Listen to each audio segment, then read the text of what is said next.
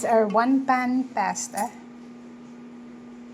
Ang niloko dito ay sausage, bacon, and yung olives, black olives, tsaka mga herbs. Bango, may oregano. Oregano and basil. Bango. Then, of course, lots of tomatoes.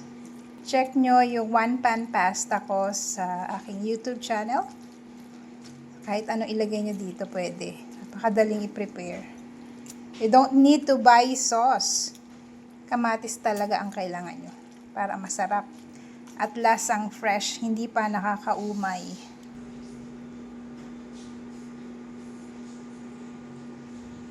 Partner it with roasted chicken. Kain po tayo.